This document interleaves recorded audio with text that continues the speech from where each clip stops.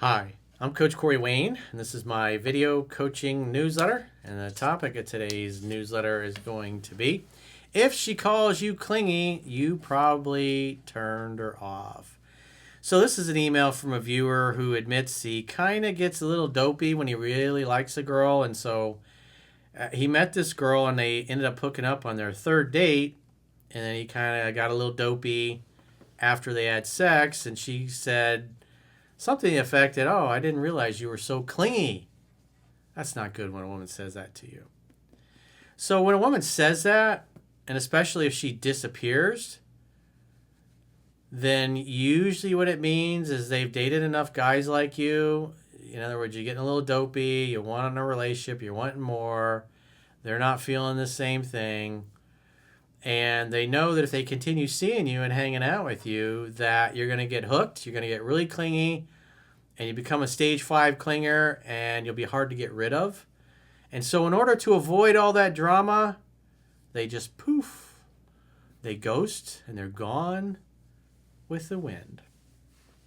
So he messaged her that afternoon after they hooked up, and she never read or responded to the message. And he says, again, he tends to reveal too much interest when he really likes a girl, to the point where, again, if a woman, because you got to understand, the average woman has been through this so many times. They date a girl or date a guy, maybe hook up with them, and then the guy gets dopey and he gets a little clingy, a little possessive, starts thinking they're going to be boyfriend, girlfriend. And in her mind, they're just casually hanging out, having fun, and hooking up. And because they've been through it so many times with other guys that are just a pain in the ass to get rid of, as soon as they get a sniff or a whiff that you're clingy and needy and you're going to cause drama and be difficult to get rid of, they just dip before it goes any further because they know it's just not worth it. They don't want a dude showing up at their work, calling and texting them, sending letters going, "What's wrong? I thought we had a really good connection." And then the guys just get upset. So this is a good email of why you got to maintain your composure. Remember, it's a scientific fact. Women are more attracted to men whose feelings are unclear. It's better, less is more, it's better if she thinks that she likes you more than you like her.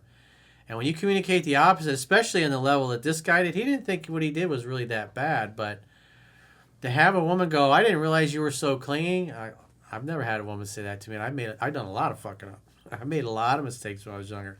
I never had a woman suggest or say, "I didn't realize you were so clingy." It's like, that's not good when you hear that.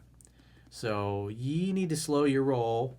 You need to be a better poker player because you're overdoing it to the point where women realize you're not going to be discreet, you can't handle it, and it's better to dip now than to keep hanging out because then you'll really be difficult to get rid of and may even become angry.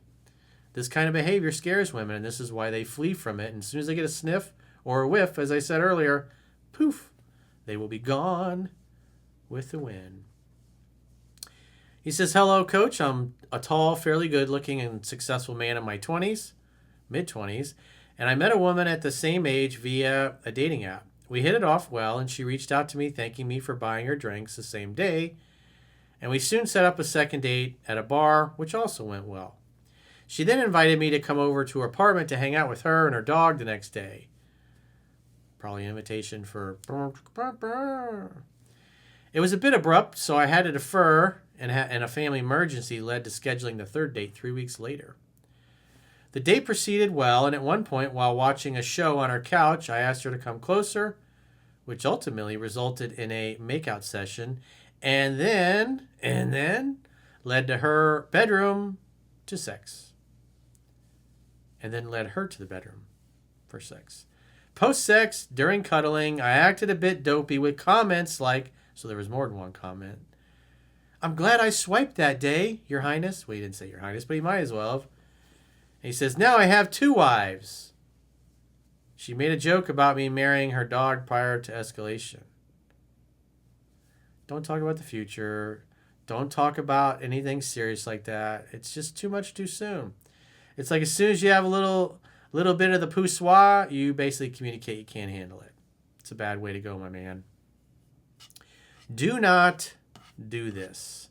It's a quick way to get rejected, especially after you just got to the promised land. Also reassured her insecurity about her biological clock. Don't worry about the future. You're just a baby. Just take care of yourself and your dog. Huh? Prior to escalation, she expressed the fear of not being able to have kids later, which I also reassured her then. It sounds like she got the impression that you're ready to have children with her. You have sex one time, and you're like, hey, we got plenty of time to have kids. At the moment, she was very affectionate and throwing compliments. However, after we got dressed, she said, I didn't know you were clingy, with a smile. I'm like, clingy? How so? I didn't think much of it and smiled back, basically saying, yeah, I'm clingy, without saying so much. And left her place after making out with her at the door, as she said, say bye, while waving her dog's paw. A few days later, I invited her to a tobogganing date, to which she replied, yeah, that sounds nice, but I've been dying with my new job lately. Maybe when things quiet down a bit, with a question mark. I would say, no problem. Well, hit me up when your schedule frees up. I'd love to see you. She did start a new job the same week, but given the lack of definite timeline, I mentally took it as a no, but left the door open with, for sure, no rush, good luck at work. And have stayed in no contact since.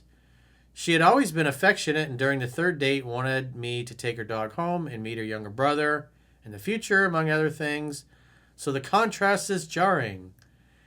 Well, what it really sounds like, if you have sex with a girl after having 3 dates, and then she just disappears after that and doesn't reply. Well, in this case, she did reply, but she's not available. So that usually means that you weren't very good in bed. Because if you're really good in bed, they're going to want to see you again. And if you're not, they don't care. Given I said those things while she was naked on top of me, I thought I had more leeway. Yeah, you just can't get carried away with that, dude. It says in the book, don't overdo it. Remember, it's a scientific fact. Women are more attracted to men whose feelings are unclear. You're referring to her as a wife. Just too much talk of too serious stuff. All relationships come as just casual hanging out, having fun, and hooking up. And if it sounds like you can't handle that, being casual, and the sex isn't very good, it's understandable why she would just dip like this. It's been a few weeks and I don't expect her to reach out, but how can I improve things going forward? Well, think of yourself as like a poker player. You're just revealing too much too soon, and it's overwhelming to women. Because you had 3 dates, the third date you hooked up, but after that, she's all of a sudden too busy. And you did leave the ball in her court, so assume that next time she reaches out, she's freed up and she wants to see you. Don't engage with a bunch of BS conversation. Just say, hey, it's awesome to hear from you. What's your schedule like? I want to see you. Be direct, be decisive, get right to the point, and make a date, and then get off the phone. I'm naturally charismatic, and my looks often have women being interested in me more at the start. But as I start liking them more, I'm very selective. I often shift the balance and provide too much certainty, even jokingly like this. Even though I never over-pursue and am not needy. I am familiar with your work, which means, I thumbed through your book once, so that's part of your problem. You got to take this seriously. You need to read the book 10 to 15 times, not just be familiar with it. Maybe you haven't even read the book yet. Maybe you're just a cherry picker, and that's why you get a little dopey. It's just your game is just sloppy. You're overdoing it, and you come off as a stage 5 clinger, and women just want to dip. But since she was my exact physical type with such a successful career, who I also had a lot of chemistry with, it's hard for me to get her out of my head. Well, nothing is possible until she makes a mutual effort. So say you don't hear from her for several weeks, maybe a month even. You could reach back out, but more than likely you may have screwed the pooch on this because she wasn't really excited about trying to set another date. She just told you she was busy. When women start telling you how crazy work is and how busy, and they don't offer an alternative day to see you, it means their interest has dropped. It's gone lower instead of higher, which is not good. But if her interest started out at a 7 or an 8, you could have got away with what you did. But when it's low, when it's like a 5, maybe a 6, or maybe a 7, a low 7, that's all it takes. And then poof, she's gone. So my suggestion is read the book, learn the fundamentals, and stop over communicating your interests. Stop talking about the future. Definitely don't be talking about marrying her or being your wife or anything like that.